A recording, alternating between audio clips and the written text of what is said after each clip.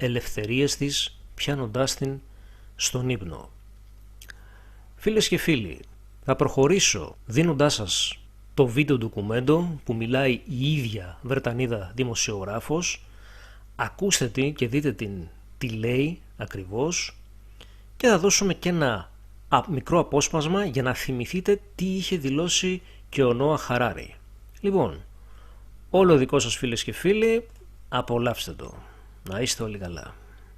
And I believe that within 5 years, ordinary people will not have the right to fly in any way that they were used to. And within 10 years, ordinary people will not have the right to fly at all. And there's loads of evidence to support this. And the weird thing is that no one's talking about it and no one's telling you that this is an explicit target-driven strategy pushed. Yesterday we heard from British Airways that they are cutting 10,000 flights, and in fact many more are being cut as well. There are references to staffing issues which were used as the excuse in the summer, but this isn't about staffing. This is a decision to cut flights according to target-driven quotas, and this will reflect about 18% of flights being cut, and yet no one's really questioning it. But if you just look around, you'll see it's happening in many other places as well. France has banned internal domestic flights if they're less than, I think, 2 hours long. If there's a train that you could take instead, you now have to take that train. You can't jump on a short haul flight, despite obviously the powerful and the great jumping on their, private jets to go wherever they please. France has banned your freedom to just get on a plane when you want to go somewhere. No one ever asked French people if they wanted this to happen. The ban was just put in place. And in fact, today they've also banned any adverts for fossil fuel. So if you're a supermarket and you might have cheap fuel, you're not allowed to advertise it. In Norway, there's a proposition for individual flight quotas. They also want to stop duty-free. They want to ban internal domestic flights, just like France.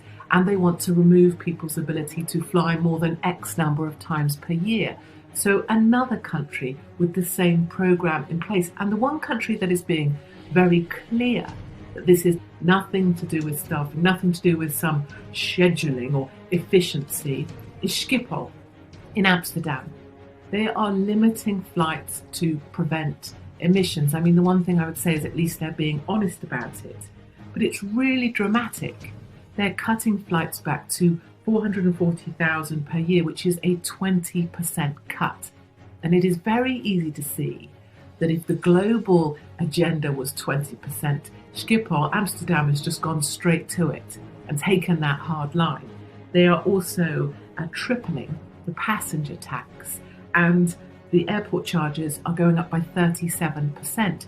Amsterdam used to be the third most connected international hub, right behind Britain and France, and it is decimating itself in order to comply. We have been signed up to stuff that, were you ever asked about this?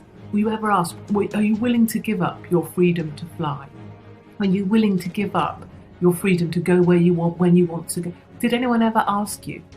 And my second big question, given that Amsterdam is the only one being honest about it, but that our BBC, the British broadcaster responsible for disseminating information, are still prepared to be complicit in the lie. Why is no one talking about this? Where are the journalists? People are still controlled by their bosses, by whoever's towing the line. No one wants to address the fact that ordinary people will not have the freedom to fly in future. And you were never asked if this was something you wanted to sign up to.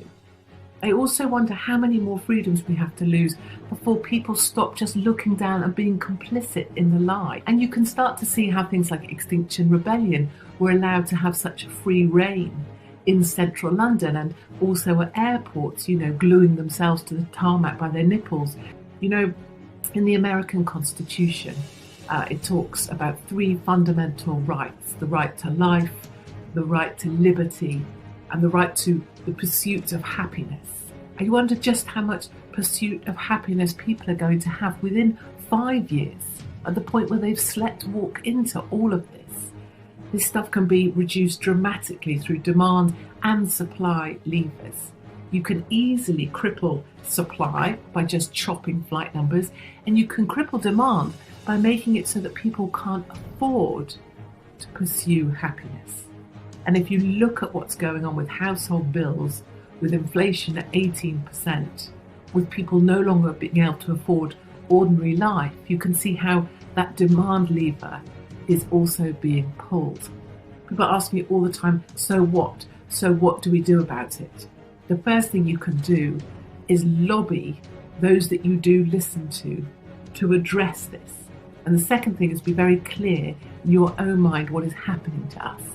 And most of all, go out and book a bloody flight tomorrow, because you may as well make the most of it whilst we still have some limited ability to have these freedoms that are so rapidly being taken away. And yet, no one wants to talk about it. No, we don't need to change the fundamental things that we desire. We need to change the way that we go about achieving them. People desire, I don't know, peace of mind, to be peaceful inside yourself. This is something almost everybody wants. So, you know, you listen to the commercials on television and you get this idea that if I want peace of mind, I need to fly to the other side of the world, to some idyllic island, and spend lots of money and create enormous amounts of pollution in the process in order to get peace of mind. And this is just nonsense. I mean, you don't need to change your basic desire to have peace, but you can achieve it right here. You don't need to fly to the other side of the world. And similarly, people want to be loved and they want to love, but it doesn't really cost so much money. You don't need these, you know, entire industries that are supposed to make you more attractive or whatever in order to have love in your life. You can achieve it much more cheaply and in a much more healthy way for you and the environment. So the basic desires of human beings, yes, it's very difficult to change them, and we don't need to change them. We need to change the extremely roundabout and sometimes ridiculous way that we go about pursuing these fundamental human needs and human desires.